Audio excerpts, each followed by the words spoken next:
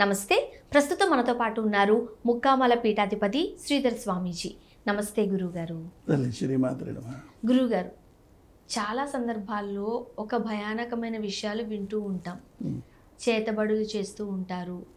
ఒక్కరి మీద చేతబడి ప్రయోగింపబడింది అంటే వాళ్ళు చచ్చిపోతారు కూడా, చనిపోతారు కూడా, చంపేయచ్చు చేతబడి ద్వారా అని.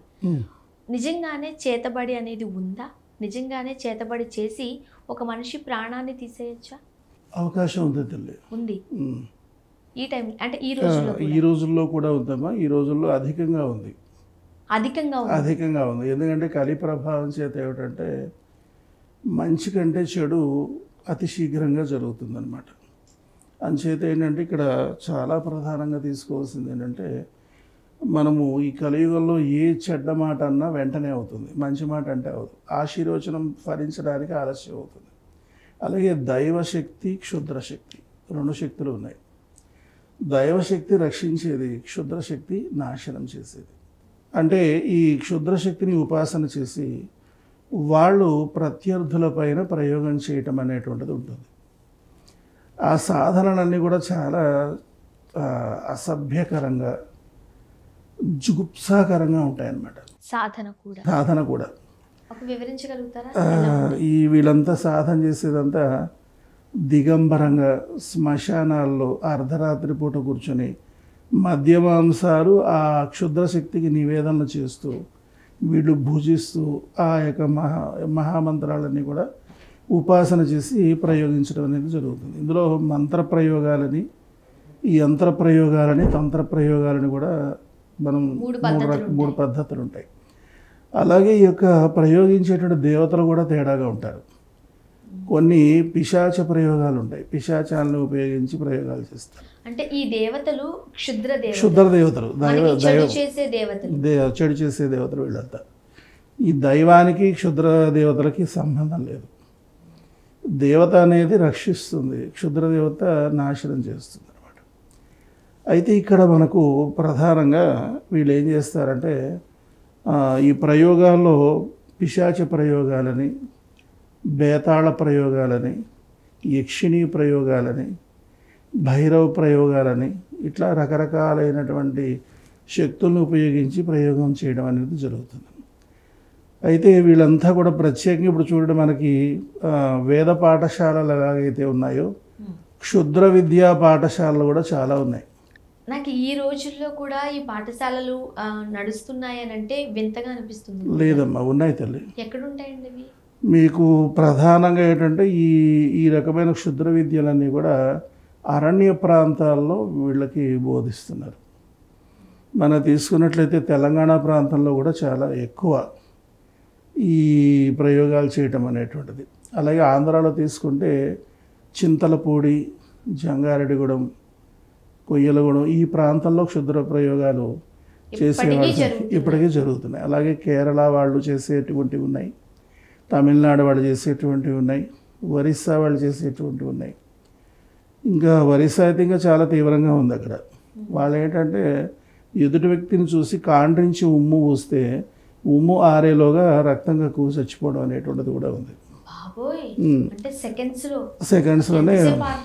అవునమ్మా, ఆ శక్తులు అనేటువంటివి ఉన్నాయి, లేవని మాత్రం మనం అనడానికి లేదు. ఎందుకంటే నా అనుభవంలో ప్రారంభంలో నేను నమ్మేవాడిని కాదు. కాకపోతే ఏంటంటే ఇట్లా ప్రయోగాలు జరపబడినటువంటి వాళ్ళు చాలా రకరకాలుగా ఇబ్బందులు పడుతూ నా దగ్గరకు వచ్చి వాళ్ళ ఆ కష్టాలు అవి చెప్పుకొని అమ్మవారి ద్వారా ఉపశమనం పొంది మరి మామూలు మనుషులైనటువంటి నిదర్శనాలు, సంఘటనలు ఎన్నో ఉన్నాయి. దాంతో నేను కూడా నమ్మాల్సి వచ్చింది. అయితే గురువుగారు, ప్రాణం అనేది, ఊపిరి అనేది దేవుని సొత్తు. గాడ్ మాత్రమే ప్రాణం పోయగలరు, ప్రాణం తీయగలరు. మిగతాది అంటే క్షుద్ర శక్తులు కావచ్చు, వేరే వేరే ఏ ప్రయోగాలైనా మనల్ని ఇబ్బంది పెట్టే వరకు మాత్రమే, అంటే పీక్ స్టేజ్ వరకు తీసుకెళ్ళచ్చు. అవకాశం ఉంటుందో లేదమ్మా. ఇక్కడ మృత్యువు, అపమృత్యువు అని రెండు రకాలు ఉన్నాయి. మృత్యువు బ్రహ్మ ఆయుర్దాయం తీరిన తర్వాత వచ్చేటువంటి దాన్ని మృత్యువు అని చెప్తారు. దాన్ని మృత్యు అంటాం అనమాట. అంటే బ్రహ్మాయువు 70 సంవత్సరాలు మనకు ఉందనుకోండి, 70 సంవత్సరాలు అయిపోయిన తర్వాత మనం చనిపోతే కనుక బ్రహ్మాయువు తీరింది, అప్పుడు వచ్చేది మృత్యు అంటారనమాట. అలా కాకుండా బలవన్మరణాలు అంటారు, యాక్సిడెంట్స్, ఈ యొక్క సూసైడ్స్, ఇట్లాంటివన్నీ కూడా బలవన్మరణాలు, ఈ ప్రయోగాలు ఇవన్నీ బలవన్మరణాల్లోకి వస్తాయి.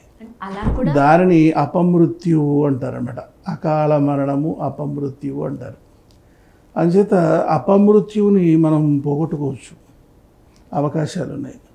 మృత్యువుని పోగొట్టుకోవడానికి అవకాశం లేదు. అంచేత తీర్థం ఇచ్చేటప్పుడు కూడా అకాల మృత్యుహరణం, సర్వవ్యాధి నివారణం, సమస్త పాపక్షయకరం అని చెప్పేసి నా తీర్థాన్ని ఇస్తారు. అంచేత అకాల మృత్యువు, అకాలంలో వచ్చేటువంటి మృత్యువుని మనం పోగొట్టుకోవచ్చు. అయితే ఈ అపమృత్యువును పట్టుకొని వీళ్ళు ఏం చేస్తారంటే ఈ ప్రయోగం చేసి ఆ ప్రాణాన్ని తీసేస్తారు. తీసి వాళ్ళు వదిలిపెట్టరండి దాన్ని, మరణ ఆత్మని బంధించి దాంతో పనులు చేయించుకుంటారు. ఇప్పుడు ఒక వ్యక్తి మంచి వ్యక్తి మీరు అతనికి చేతబడి ప్రయోగం చేసి ఆత్మను తీసేస్తారు. తీసేసుకుని ఈ మంచి ఆత్మను కూడా చెడు కార్యాలకు ఉపయోగిస్తారు, దాన్ని దిగ్బంధనం చేసేస్తారు. మరి ఆత్మిక కంట్రోల్లో వాళ్ళ చేతిలో ఆత్మ కంట్రోల్లో ఉండదు, వీళ్ళు ప్రయోగించేటువంటి వాళ్ళ కంట్రోల్లోనే ఉంటుంది. దానికి సంబంధించి మంత్ర దిగ్బంధనం చేస్తాడు, యంత్ర దిగ్బంధనం చేస్తాడు, తంత్ర దిగ్బంధనం చేస్తాడు, దాని మరలా అవతల వాడి మీద ప్రయోగం చేస్తాడు. ఇది చాలా పెద్ద సబ్జెక్ట్, ఇదేం సామాన్యమైనటువంటిది ఏం కాదు. ఇందులో ఏంటంటే ఎంతనా మాట్లాడుకోవచ్చు, రోజు వస్తామనేటండి అమ్మ, కొన్ని సంవత్సరాలు చెప్పచ్చు దీనికి సంబంధించి. మీరు ఛానల్ డైరెక్ట్గా పెట్టేయచ్చు నాకు, మీరు ఎన్ని క్వశ్చన్స్ అడిగినా నేను సమాధానం చెప్తూనే ఉంటాను. అన్నీ ఉన్నాయన్నమాట. ఇక్కడ వీళ్ళు ఏం చేస్తారంటే మనకి చూడండి, ఎల్కేజీ, యూకేజీ, అలాగే ఫస్ట్, సెకండ్, ఎలాగైతే మన క్లాసెస్ ఉన్నాయో అదేవిధంగా వీళ్ళు ప్రయోగించేటువంటి వీళ్ళు ఏం చేస్తారంటే ముందు ఒక మంత్ర సాధన ఇస్తారనమాట. అది చక్కగా పువ్వులు పూసేటువంటి మొక్క పైన ప్రయోగం చేయిస్తారు. చూడండి, మన ఇళ్లలో పువ్వుల మొక్కలు చక్కగా పూస్తూ మరుసటి రోజు చచ్చిపోతాయి. దానిపైన ప్రయోగం జరిగినట్టు.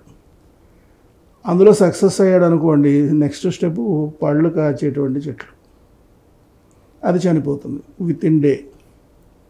ఆ తర్వాత చిన్న జంతువులు, పక్షులు, వాటి మీద ప్రయోగం చేస్తే అవి చచ్చిపోతాయి. ఆ తర్వాత వాళ్ళు ఏం చేస్తారు, పసిపిల్లలు మెచ్చేస్తారు, తర్వాత గర్భిణీ స్త్రీలు మెచ్చేస్తారు, యుక్త వయసు వచ్చినటువంటి పిల్లలకు చేస్తారు, ఆ తర్వాత మగవాడికి చేస్తారు. ఒక పురుషుడు వెంటనే తీసుకొని వాడికి ఏముండదమ్మా, చాలా చక్కగా ఉంటారు. మెడికల్గా ఎన్ని టెస్టులు చేసినా ఏమీ ఉండదు, అందులో ఏమీ లేదండి చాలా బాగుందండి అంటారు. ఏ టెస్ట్ అయినా చేస్తూ స్కానింగ్లు, ఇంకేవేవో ఎంఆర్ఐలు, ఎన్ఆర్ఐలు ఏమన్నా తీసుకోవచ్చు, కానీ అక్కడ అందులో ఏం కనపడదు. వీళ్ళు ఏం చేస్తారంటే అలా తీసుకొని మొత్తం ముందే ఏం చేస్తారు, రక్తం తీసేసుకుంటుంది, తర్వాత మిగిలిన ఆర్గాన్స్ మీద ప్రభావం చూపించేస్తుంది. మనిషి అలా చూస్తుండగానే ఎండిపోయి చనిపోతాడు. ఒక 60% వరకు ప్రయోగం జరిగిన వ్యక్తి సరైనటువంటి విమోచనం చేయగలిగే సమర్థుడైనటువంటి గురువు దగ్గరికి వెళితే అతన్ని రక్షించగలుగుతాడు. 60% దాటేస్తే మనం ఏం చేయాలి, రక్తం తీసుకుంటున్నంతసేపు కాపాడచ్చు. రక్తం తీసుకోవడం అవి ఆర్గాన్స్ మీద ప్రభావం చూపిస్తుంది. అది గురుగారు, ఇది చాలా పెద్ద సబ్జెక్ట్ కాబట్టి జస్ట్ ఫౌండేషన్ వరకు మాత్రమే మనం మాట్లాడుతున్నాం. రాబోయే వీడియోస్ లో తప్పకుండా చెప్పుకుందాం పద్ధతులు ఉన్నాయి, ఎలా చేస్తారు ఒక వ్యక్తి, కానీ అది నెగటివ్గా వెళ్ళిపోతుందేమో, అది కూడా మనం చూసుకోవాలేమో. ప్రజలని జాగ్రత్త పరచడానికేనండి, వాళ్ళని భయపెట్టడానికి కాదు. జనరల్ గా సిటీస్ లో కొంచెం తక్కువ ఉన్న విలేజెస్ లో ఇలాంటి సిటీస్ లోనే ఎక్కువ ఉందమ్మా,